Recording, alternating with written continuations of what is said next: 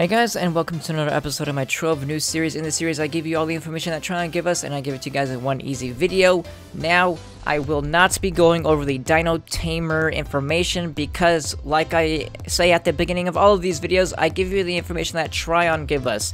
Even if somebody correctly data mines something, I will not talk about it in a video. Same reason why I don't talk about PTS, because nothing is final, especially when it's not Trion themselves telling us. So, I'm sorry, even if Skyrider was correct, which I do believe that Skyrider was correct with the information and the data mining, I am just not going to cover it on my channel, because that's how I am. Because I don't want to be wrong. So, we're going to get into what Trion told us on their live stream this week. The first thing they showed off was the Gem Karma bar, and it is basically just a bar representation of what already exists in the game, which is Gem Karma. If you don't know what Gem Karma is, basically every time you fail a gem, you add a little bit of karma to the next level up. Every time you level up, it resets to 0, and it goes faster with boosters. Everyone already knows what Gem Karma is. It's been in the game for like 2 weeks or 3 weeks now, and they are just adding a visual representation of it. Now, this is going live on July 6th, they said. That is their confirmation. So it is a couple weeks away. It is not coming next week. However, everything that I speak about from this point on will be coming out next week. So just the Gem Karma bar, for some reason, is going to take them a while. The next thing they showed off was the Horseshoes. You can now craft Horseshoes for 10 Jade Clovers. So if you're like me and you have like 2k Jade Clovers, you can now use those to craft into Horseshoes, because Horseshoes, while you're using 10 Clovers, yeah, that's a lot of Clovers and that's a lot of tries.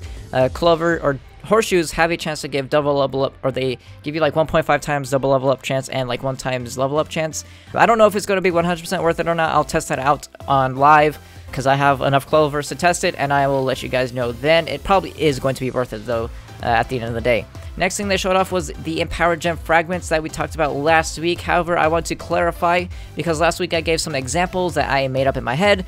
Again, I always let you guys know when I make something up. I say this is just an example. It doesn't mean anything. So that's exactly what happened, because the way I explained it last week was I said probably they're going to make it so where if you deconstruct blue Empowered Gems, you'll get like a blue fragment, and when you do red gems, you'll get like a red fragment, so you know you can focus down certain gems. However, they took it a step beyond, and they made it to where they're universal. So if you deconstruct a Radiant Empowered Gem, you'll get 1 Radiant Empowered Gem Fragment. If you deconstruct a blue, a red, a yellow, they're all going to be a white Powered Gem Fragment. So it's going to be, you know, colorless.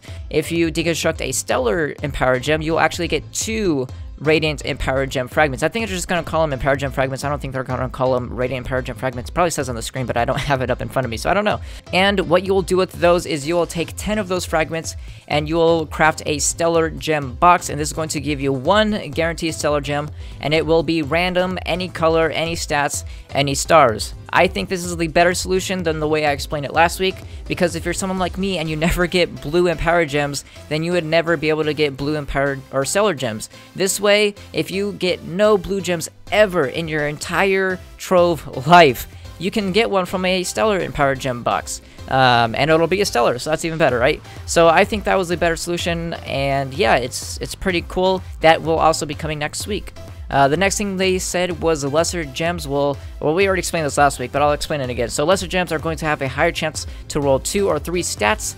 I know they did just buff the lesser gem boxes this week, and I tried warning as many people as I could to still not open your boxes. I know it's pretty enticing that you're going to get double the amount of rares, but if you wait till next week, those rares are going to roll higher stats. So I think we can boil it down to Trion just didn't push out the patch in a correct manner, because honestly they should have pushed them both out at the same time, because when you entice somebody with double rares, they're going to get very excited and open up all their boxes, and then next week you're going to be like, well, now if you opened your boxes you can have even higher stats, and if you got a 2-star Stellar Gem, it would have been guaranteed 3 stats and stuff like that.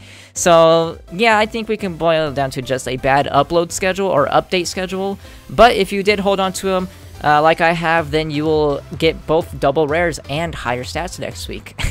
Next thing that will be coming up next week is a golden gem key for lesser gem boxes. Once again, kind of buffing up those lesser gem boxes. However, you can only get them through a booster gem box pack for credits, but the keys themselves will be tradable, just like golden keys are tradable right now in the store. The same thing for the booster gem boxes. They're probably going to be very expensive. They're probably going to be 100 to 200k each. That's just going to be an expectation. I don't know exactly how much the player base is going to do it as a whole, because I don't spend money on the game, so I can't dictate the price myself. Someone else has to, whoever spends money to buy them. But yes, if you buy the 33 booster gem box pack, you will also get 1 golden key, which you can sell on the market, or you can use it for, you know, a guaranteed stellar gem out of U9 boxes. That's what I would do, to be honest, because Flux is so easy to get, and stellar gems are not. But that is up to the people that spend money on the game. Next up is Empowered Gem levels. They're going to switch around the way that you can equip Empowered Gems. So the first one, you know how it's, I think, level 21 to equip your blue Empowered Gem? It is now going to be 12. The next one, I think, is 23. It is now going to be 15. That's for the yellow one, and the fire one going from 25 down to 20. I don't know how I feel about this. I think they're pushing it a little too low. Like, level 12 getting a stellar Empowered Gem? That seems kind of crazy, because you gotta think, a level 12 Shadow Hunter with his class gem? That's gonna be crazy. But hey, they don't care about balance, so whatever. It just means that everyone that's low level can now level up very quick. So there you go. If you had previously all level 20s, you can now have a guaranteed class gem if you obviously use a class gem. You still need to hit 5k power rank to be able to use your class gem key, because it is limited to U8. But if you do have your class gem key, you can switch it around as low as level 12 if you have a blue one, and also just any empowered gem. So if you have a stellar, you know, Mired Mojo, you can have that as low as level 12, 15, and 20 now. Again, I don't know how I feel about that. I think that's a little too crazy, but, you know, look at the end game. The end game is just super insane anyway, so it looks like they don't really mind. So hey, I don't mind either. I'm not saying it's a bad thing. I'm just saying it's a little wonky to have level 12s running around with 500% attack speed.